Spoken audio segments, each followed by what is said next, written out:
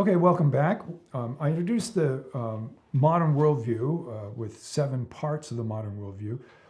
It's worth our time to explore some of the implications of the modern worldview as it relates to ethics. So we're going to remember the title of this 2-part lecture is Modernity as a Moral Tradition.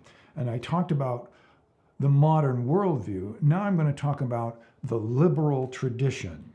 I need to say right up front, when I say the liberal tradition, I'm not talking about the way we use the word liberal in our current political debates, where so-and-so is a liberal and so-and-so is a moderate and so-and-so is a conservative. I'm talking about something wider and deeper than our current political debates. The liberal tradition is a moral tradition, and like other moral traditions, it's made up of different parts. And these different parts kind of move and change and evolve together, and they interrelate to each other. So that you can have different people who are part of the liberal tradition who are political conservatives or political liberals, but they believe in many of the same things in the liberal tradition. The liberal tradition is a modern tradition. It emphasizes important ideas out of the modern worldview: progress, rationality, science, and human equality and democracy. Since everybody is able to think and do science, there is an easy transition to everybody should have human rights. And we see in the modern period, in the revolutions of the 18th century, the American Revolution and the French Revolution, an emphasis on human rights that belongs to all people. The liberal tradition is absolutely committed to what Alasdair MacIntyre calls the Enlightenment Project. And I will, in just a few minutes, I will define the Enlightenment Project more completely. But because we are modernists in the modern period, we have to complete the Enlightenment Project, because modernists say that authority should not rule in our lives, but reason should rule in our lives. And the Enlightenment Project is the project of using reason to put morality on a firm basis.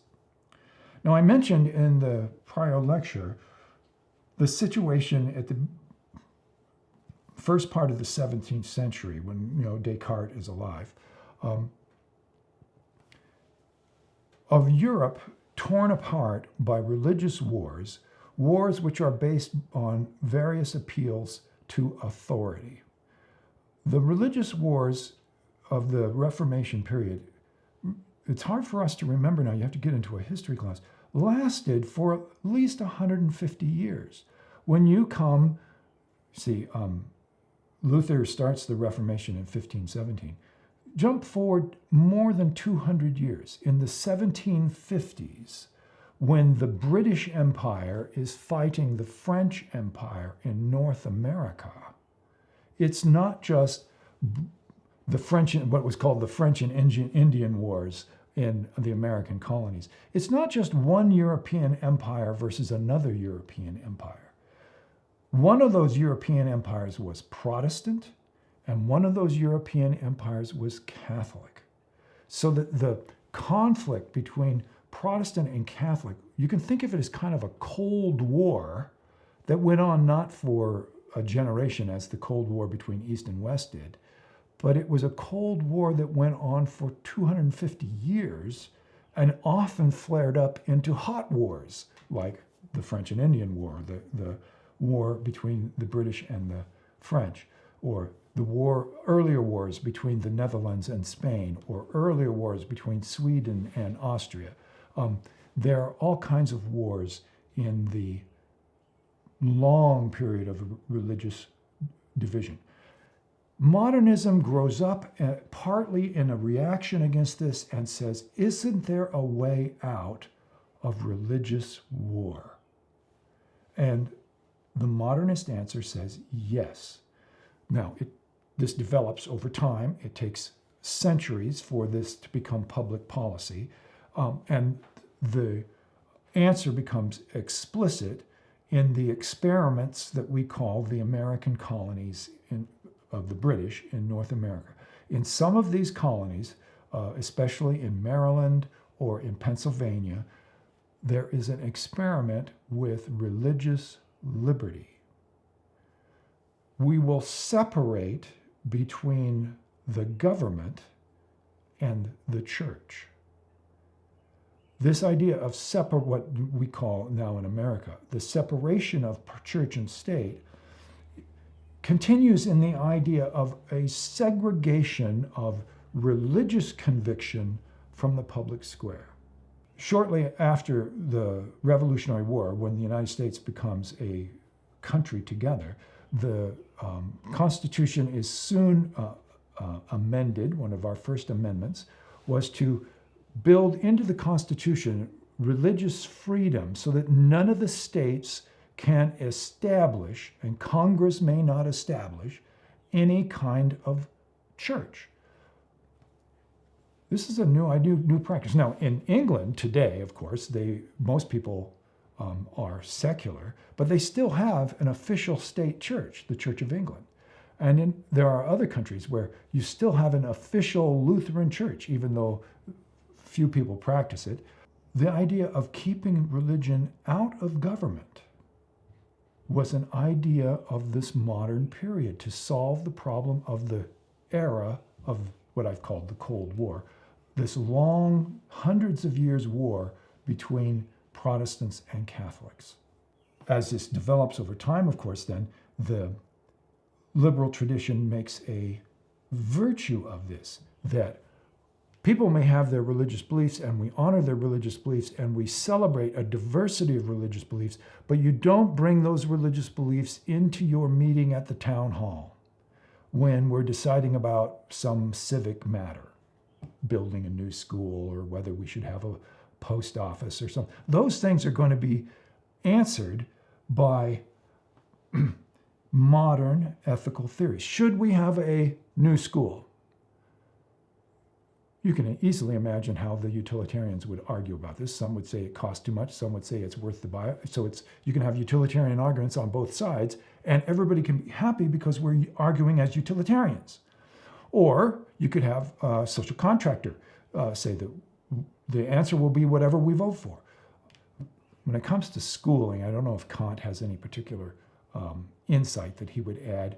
We ought to respect all students who come, I suppose. But when we have a public matter, we solve it by modern ethical theories. We don't solve it by appealing to what God says. God says we should have a school, or the Bible forbids that we should have a school. We're not going to be appealing to authority. Also, the liberal tradition then, as I've already said, endorses political democracy, personal autonomy, and human rights. At this stage, I hope that many of us, as you as students and me, we're thinking, oh, wait a second, a lot of that sounds really good. I like the ideals of democracy, autonomy, and human rights. Yeah, we have been greatly influenced by the modern worldview and the liberal tradition. We all are, I'm going to put this in really strong terms, we are modern liberals. Now, some people will say, well, wait a second, what about postmodernism? Good question. We'll ask that in the next set of lectures. But wait a second, and then you have the mixed up objection that I'm a conservative. What we call liberals and conservatives in our political discourse are all part of the liberal tradition. That includes Jefferson and Churchill, Lincoln and Kennedy. They're all political liberals in the sense of the liberal tradition. Now here's the key. As I already said this, so we need to explain it.